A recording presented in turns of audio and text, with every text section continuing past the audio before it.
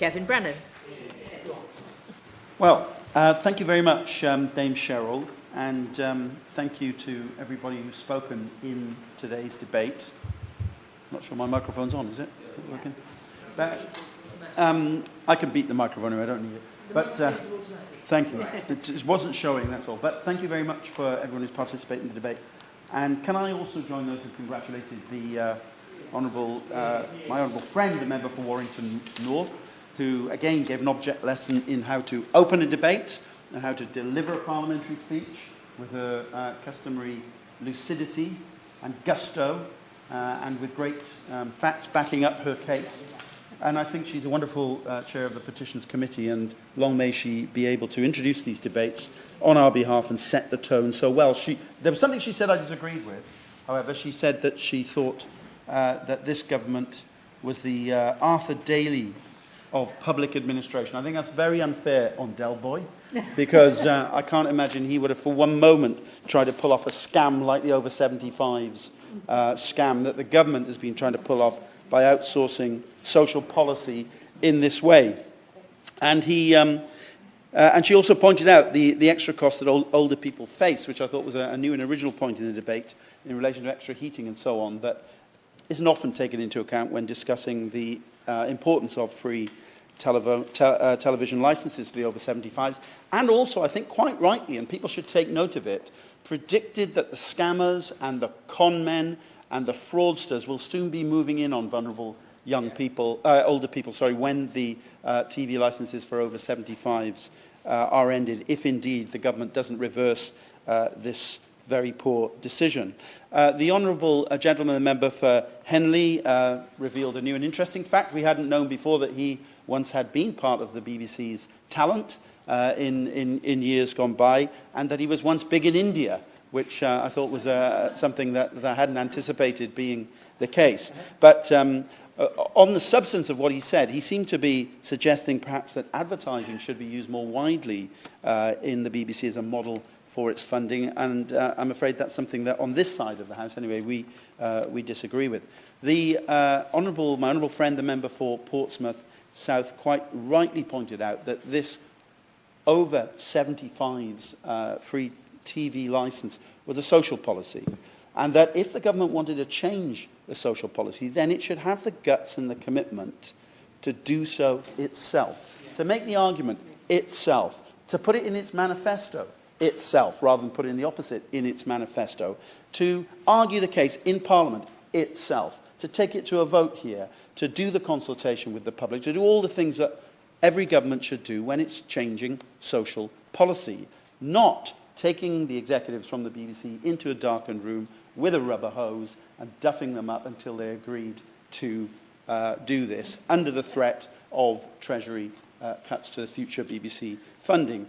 And even having done that, which was wrong in itself, subsequently then to put into their manifesto for government in the 2017 general election the proposition that this would be retained, the free concession, when they had outsourced it already to the BBC, really is an example of the most egregious misuse of a manifesto at a general election. It's no wonder it went down like a lead balloon at that general election, their manifesto. Now, the right honourable member for Wantage, who is unfortunately not in his place, but who is a distinguished former minister in the Department for Culture, Media and Sport, I think rightly referred to the wider work that the BBC does in our cultural and social life.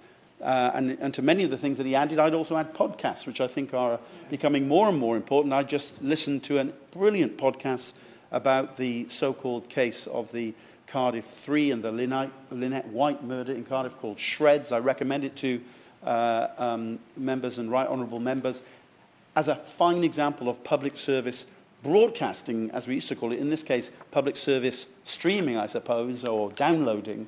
But really, there's now some brilliant content that is being made available to the public and to licence fee payers in a way that is new and innovative by the BBC.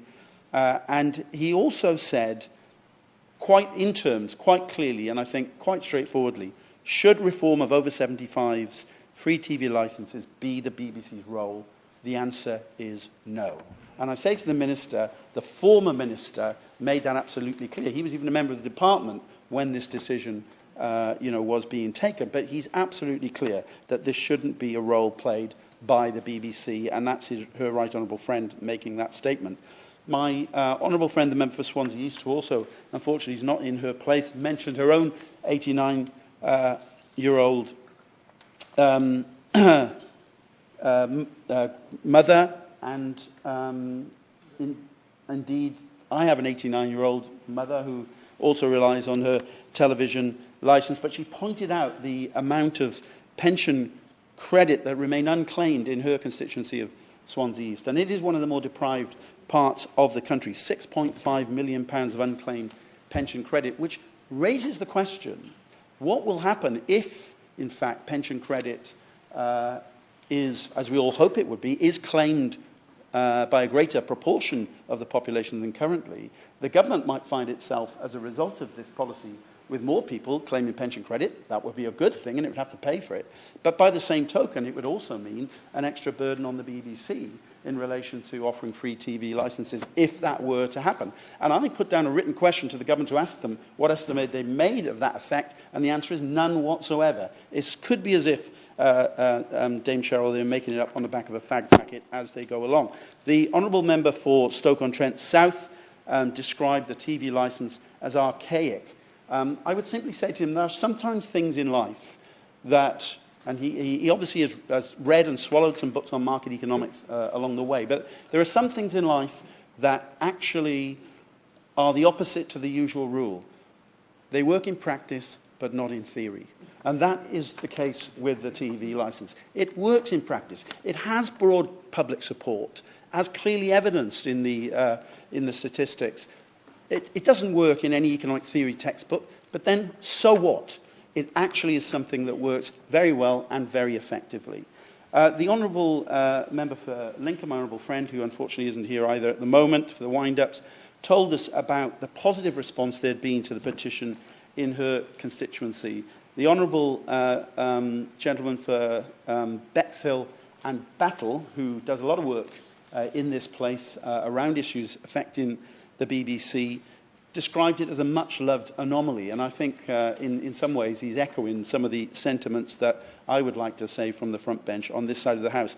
But he also admitted the BBC had not really been funded to pay for the free television licence concession, and that the commitment in the government's manifesto up until 2022 should be honoured.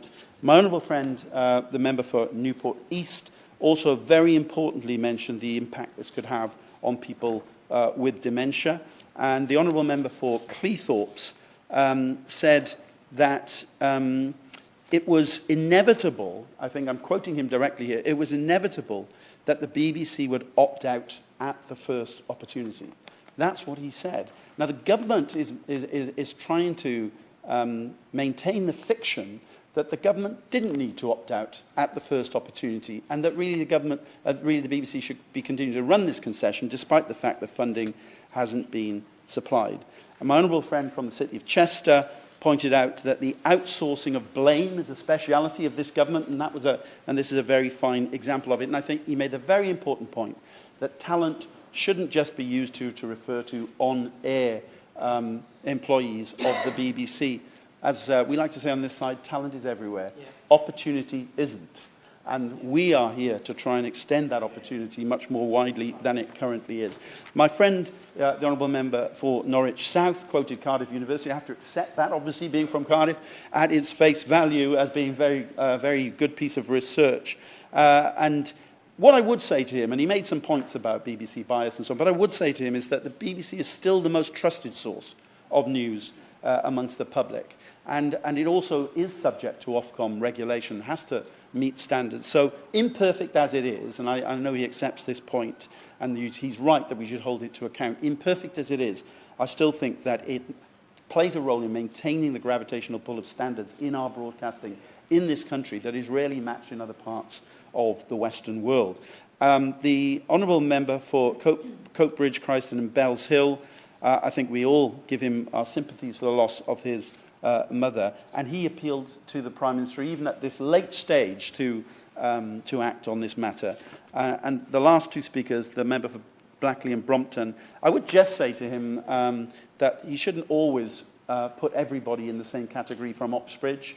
There are working-class Oxbridge graduates, and I would include myself in that, and as well as the final speaker, the Honourable Member for Keighley, who also was there at the same time as me, who came from a working-class background and perhaps broke through that typical mould that he was describing in his comments. But as usual, the Honourable Member for Keighley also talked a lot of sense about the future of the BBC.